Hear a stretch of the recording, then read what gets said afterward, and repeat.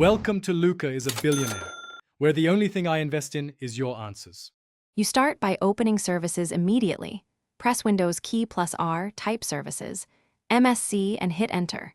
Once the list loads, find Security Center, also called WSCSVC, right away note its status and startup type. Make sure RPC and DCOM server process launcher are running because Security Center depends on them.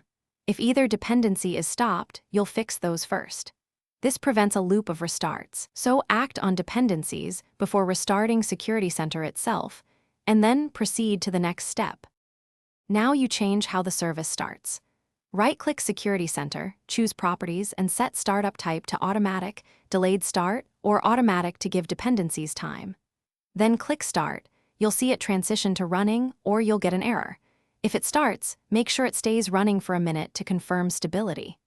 Once done, open Event Viewer to check system logs for any failures related to WSCSVC. Make sure to note exact error codes. They guide the next fixes. Finish with deeper repairs if the service still won't start. You run sfc/scano, then dism/online/cleanupimage/restore health from an elevated PowerShell to fix corrupted system files. If that doesn't help, back up and selectively reset Security Center registry keys, only if you're comfortable, because registry edits are risky.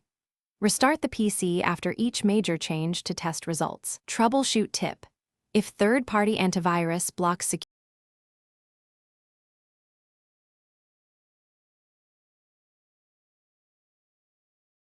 Thanks for watching and please subscribe. It's the best investment you'll ever make.